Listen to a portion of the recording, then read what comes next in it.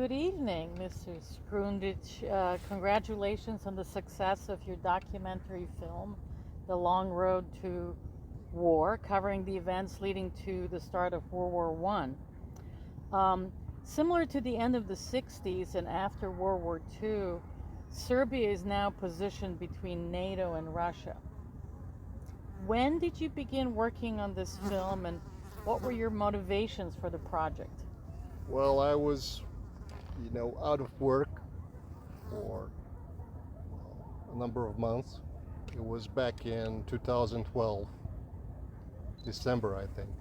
And then I was thinking about what I could do next. And I had a really good connection in Fox International Channels, as it was called back in the day in France. I met this producer lady who got to become the head of acquisitions in France. So I thought maybe if I make something interesting, maybe I can sell it. And what can you sell? It has to do something with everything. And then, I remembered that the centenary of the First World War was approaching in a year and a half.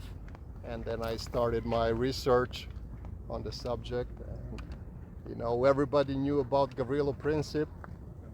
But then again, I realized that there'd be a number of productions on the same subject. And so I went on researching further on the subject, and I discovered that in December of 1912, a German Kaiser and the heads of the German Empire, the Prime Minister and all the military heads got together and kind of decided to start a war a year and a half from that date on. So it was the 8th of December 1912.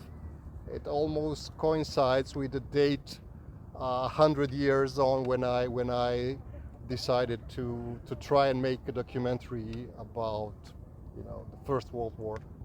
That's great. So we're here at the confluence of the Sava and the Danube.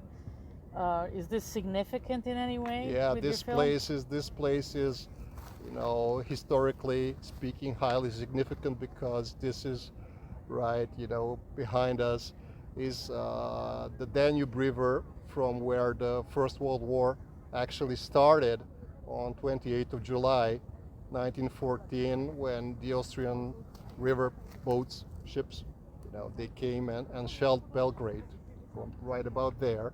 And what you can see behind us is the town of Semlin, now part of Belgrade, Zemun, which was back then Austria-Hungary. And if you can see, there's a Gardos Kula, which means guardian tower, from where the Austro-Hungarians overlooked the border and the city of Belgrade itself.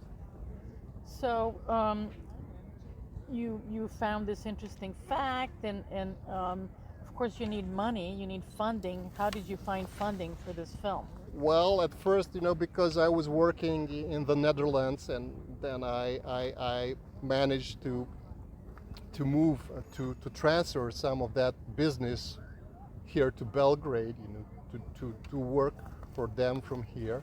So I earned some money, and I started the whole thing independently. And for a good year and a half, I financed it myself. And then finally, it was obvious that for the Ministry of Culture and the Film Center of Serbia that they should support financially.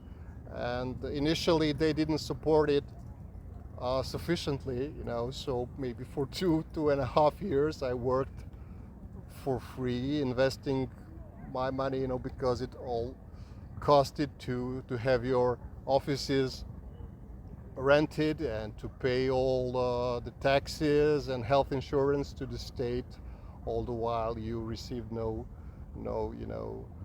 Compensation. no compensation or not doing anything commercially, you know, because I didn't do anything else. So how long did it take overall? Well, it all complete? started, the idea came to me, you know, I guess November, December 2012. By April 2013, we were already filming in the UK. And by early 2014, we finished filming here in Belgrade. The last bit of filming happened here with late Professor Dusan Batakovic. And then, you know, it took us maybe 2 years to edit the whole thing because, you know, it was very time consuming because I wanted really to have this sense of, you know, like almost like a fiction movie feeling when you watch it, to get the viewer involved on an emotional level. And so, you know, we had to put all those bits and pieces of footage from some 15 or maybe 20 different archival houses from all over Europe, you know, mostly coming from Jugoslovenska Kinoteka, Yugoslav Film Archive here in Belgrade, which is really huge and among, I don't know, maybe 5 in Europe, top 5. It took a lot of time, it took a lot of effort, you know, and when somebody recognizes that, and that often happens, that's, I think, it's hugely satisfying for me. How many people were involved in the film, and are you overall happy with the final cut of the film, and or do you think that it could have been improved in some way? Well, you know, sometimes, you know, things go by themselves. Especially it was kind of difficult to edit the film because it's all about a period of time when there was very when cinema was scarce. When there weren't that many films there made. weren't that many films, and mostly, you know, crown heads, royal heads of Europe were filmed. They were on film, and we also spoke of prime ministers and, you know, heads of the general staff in Austria and Germany, and there was no footage of them almost at all because, you know, it's an early period of cinema itself. You know? Nowadays you have mobile phones, you have video cameras, etc. So you have tons and tons of materials and, you know, millions of hours of everything. But, you know, back in the day. Yeah. So how many people were involved in the film? If we speak about historians, there are like 10 historians. But people working with you. Me, yeah. Yes. Well, I guess there were up to 10 people, but not that always at the same time, you know, constantly involved. Because we first had this film crew that went all around Europe, like 4 or 5 people, and then, you know, we went to post-production. We had my assistant who was also researching archival footage along with the chief editor, and myself and Miloš Škundrić, now PhD in history. Back in the day he was just a graduate student. That's great. And now he's growing into a distinguished historian. Yeah. He's now on his postdoctoral studies in Italy, and I don't know, maybe 5 or 6 people at most at one time. That's great. Which, in comparison to the French productions such as Apocalypse, First World War, a TV series of 5 episodes, it costed like 5 million euros, and there were 64 people involved. I know that because I befriended a military historian who was a chief advisor on the series, Dr. Frédéric Guilton from Military Academy in France. So very few people. So you said you were surprised that your film in early July of 22 had become one of the most watched films of Netflix Europe. Yeah. It's still not available in certain parts of ex-Yugoslavia or in the U.S.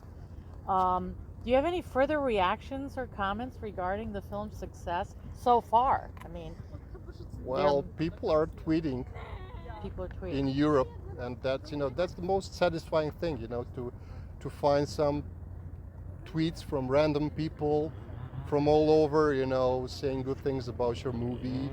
And there are also good reviews in Croatia and Bosnia, and film was on top 10 lists in Croatia for 2 weeks. That's great. I don't want to give a lot away because I want people to watch the film because it's quite amazing. But in our conversations, when we discussed the 1999 bombing of Serbia, which has nothing to do with your movie, but Yeah. you mentioned that one could have expected it from, for example, Germans, considering their history with the Balkans, but that wouldn't be expected of the Americans. The 1999 bombing. So I think you even used the word betrayal. Could you expand on that idea a little bit? Well, no, by 1999, I mean, everybody could expect, the U.S. to come and bomb us here because it just didn't start then. It started in early 1990s. Well, if I ever used such a word as betrayal, what I meant was, here in Serbia, everybody regarded United States, and the UK as the allies from the First and the Second World War, especially, and even from a period of Cold War. So, it was, we felt bad about our allies now getting against us, and about this propaganda thing that was so fierce in the U.S. Yeah. So. I think parts of your film are especially moving, and what really was gripping was a moment towards the end of the film in a scene covering the summer of 1914 before the war, where the narrator mentions the oncoming catastrophe, and you show these people lying on the beach that look like bodies and children digging in sand as if in trenches. Can you talk about a little bit about some of the symbolism? Well, I mean, you said it yourself. I really find it hugely satisfying now to hear it from you, from yourself, that it was kind of an intention. Maybe things happened by pure chance. I don't really remember, but as I told you, there were so many, this was a huge puzzle set, to piece together. Yes. And that was exactly what I was aiming for, It's beautiful. So, I'm so glad that it came across. Yes. Oh, yeah, definitely. So, of course, The Long Road to War uses, you mentioned this, historical footage from that era, much of which has not been widely viewed until now, I think, in your film.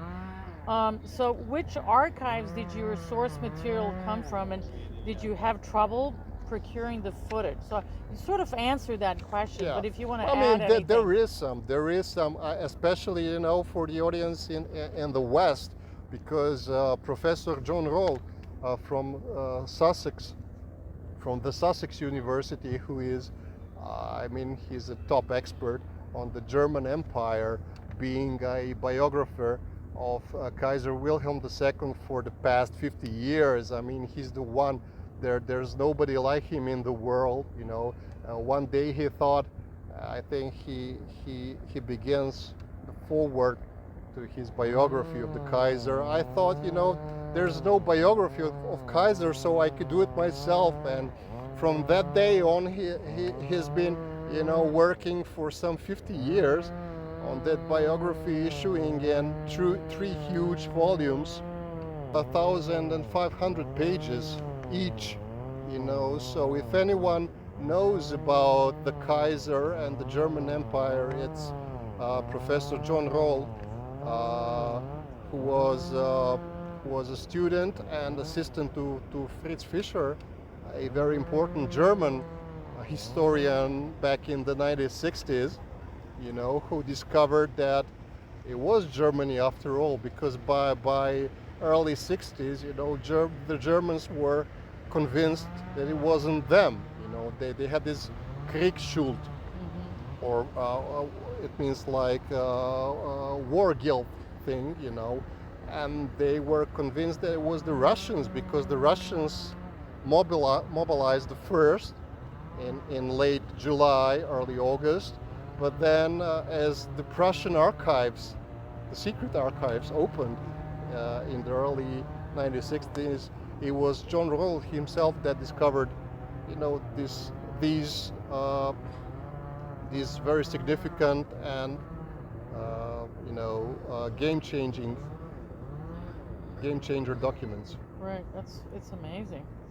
And we became friends eventually. We are. Yeah. So it was interesting to hear the views of all of these historians from Russia, Austria, the UK, France, and Germany, Yeah. each offering their different perspectives. Yet the film makes it seem like they all largely agree. Are there any main points of contention, disagreement among scholars and others you encountered when you were doing research for the film? Well, there are some historians. They are, regarded as. But I just, as Professor Roll told me, at the time, we can have this as a discussion, or you can have a story. So, and it wouldn't be fair for me, and I have the scissors, I have the editing decisions at my disposal, and to judge. So I found, maybe 8 out of 10 of these people to be, the top historians or their very subjects. There are alive today, and maybe some, of all times. Right. So was it important to have these scholars from each of the involved countries to you? Well, that was my initial idea. So some Europeans and of course people from the Balkan countries, now this is, they may see the film as controversial maybe, or clashing with their ideas Yeah. of the past. Do you have any response to that kind of dialogue? Well, I heard some podcast here in Serbia, and I think you really cannot read the history backwards, and I understand their need to be politically correct, but their lack of knowledge is compensated by a surplus of attitude, and it just I hope this film offends nobody, because it just tells some facts from history. And I mean, there's nothing so uncertain, so debatable as history, I guess, especially in this region. Yeah. So, this is my personal connection to the film in a way. So when the film discusses the Balkan Wars, it mentions the importance of Serbia getting access to the sea. Yeah. Although it did not get access to the sea, Serbia, which Yugoslavia later benefited from, did get a free trade zone in Salonika in Greece to use for the next 50 years after the Balkan Wars. I happen to have lived in Salonika, which the film does not mention. Yeah. This leads us viewers looking back after a century to wonder how and if this is relevant today. Well, the thing is, I don't know. We all need, historical distance to move away to, So how is this relevant today? I mean, what really happened is what Professor Dominic Cliven of Cambridge, always likes to say, it was the crisis of the empires, and the Ottoman Empire collapsed, and all the big powers and even the small ones, as Serbia was, wanted to take most for themselves. So the thing is, the Austrian foreign policy was very decided upon not letting Serbia expand ever since 1870s, you know, and that's in the movie. So because they were afraid that Serbia could do for the Slavic peoples, nations of Austria-Hungary, and I mean the Czechs, Slovaks, Croatians, Croats, you know, eventually Serbs, to become what Piedmont was for Italy, because you know Italy got united on the Austria's expense. Right. Yeah, that's fascinating. So, you talked a little bit about the process of the film. And sorry, this is why they prevented Serbia in the first place from getting there. Yeah, I mean, of course, Albania had its liberation movement as well, but it wasn't as powerful as to make its own independent state. And of course, they were quite unable to bring a nobleman from mid-Germany or somewhere, Wilhelm II Wied, who was the Albanian monarch for a year or so. Yeah, it's amazing. So can you talk a little bit about the process of the film, a little bit more about the process of putting the film together? I mean, what came first, second, and so on? Well, you know, this film, I guess it was made backwards because I had an idea then, along with the other Miloš historian. You know, I already had some people, you know, agreed to take part, like Professor John Roll, maybe Sir Hugh Strachan, who is highly regarded as one of you know, the top NATO war historians and theoretics. And then Miloš made some other suggestions, especially about the French historians, and we have two of the most important present-day French historians, Jean-Paul Bled and Georges-Henri Sautou. The first one wrote a biography on Kaiser Franz Joseph, the Austrian emperor, who ruled the empire from 1848 up until his death in, I think it was in 1916. And also a biography, the biography of Franz Ferdinand, the guy who was shot in Sarajevo in June of 1914 by Gavrilo Princip. Right.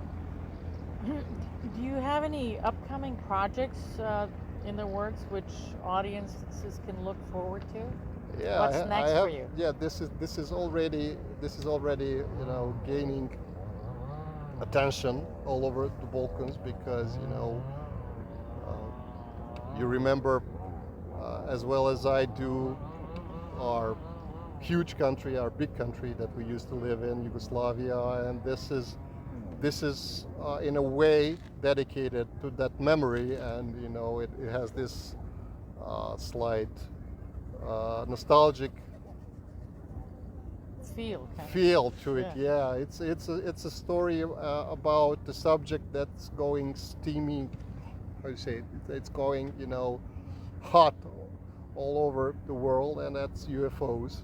Because you had, you know, even the Pentagon recently revealing footage.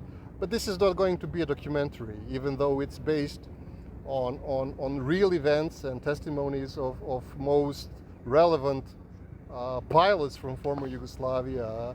A guy who was, you know, Commander-in-Chief of the Yugoslav Air Force in 1992. Back in 1975, he was a wing commander in Titograd, nowadays Podgorica, Montenegro. And for a month, they were encountering a huge glowing sphere object in the skies above the mountains and the Adriatic coast. Interesting. So, but the movie is going to be more about the people. You know, it's, you know, what happens when something that doesn't really exist, you know, enters our strictly controlled reality. Such was you know, communism and Yugoslav People's Army and the 70s. It was something that the science wouldn't recognize, wouldn't, you know, the ideology or a strict military doctrine. Yeah, so you talked about narration in this film. So are you concentrating only on documentaries, or do you think that No, this is going to be a feature film. it's a feature film? It's a feature film with actors, and we are going to have like Oh, a few of the real guys. okay. Okay. They will appear in the intro and the outro of the film, you know, to put it in the context of, you know, it really did happen. But, you know, I allow myself some liberties in interpreting, you know, their interpersonal relations, all the while I try to remain the UFO as they remembered, you know, in their testimonies, which I recorded on film some 10 or 12 hours already. Amazing. Yeah. Wow. So probably we're going to make a documentary episode, you know, like a docudrama, you know, just to use those testimonies, which are really interesting, but they don't really create drama on the level By I need themselves, for a feature film. That's fascinating.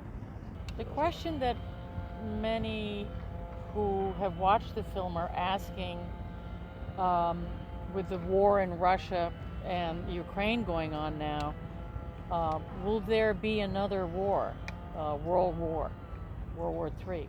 Well, that's a tough one, you know, but there are things that resemble 1914 now, but there are many that don't, you know, because, you know, back in 1914, nobody expected a war, except for those guys who knew it was coming, and there were a few of those, you know, like politicians in Germany, Austria, chiefs of general staff, strategists, but ordinary people, you know, for them it came out of the blue, you know. So, and now everybody fears a war. So this is maybe second or third time that there's a threat of a nuclear exchange for the past, I don't know, 60 years. And it doesn't feel good. But, you know, let's hope not. Let's hope not. I mean, everybody also asks, you know, whether there would be a war if, you know, Gavrilo Princip had missed or something. You know. I think this is strictly my opinion, but when you know, great powers have great intentions, there's nobody going to stop them or help them with that. I mean, all you need is just a proper casus belli cause for a war. Well, that kind of ends our interview. I just wanted to know if you have something to say to the audience, to the readers of Serbian Studies. Yeah, we're doing our best, you know, to have the film on the American Netflix soon. So I hope everybody will be able to see it there. And Well, we look forward to it. yeah, I hope so. I hope it happens soon. I mean, as with everything you do for a long time, it just happens suddenly. Yeah. Thank you very much for the time. Really appreciate it. Thank you.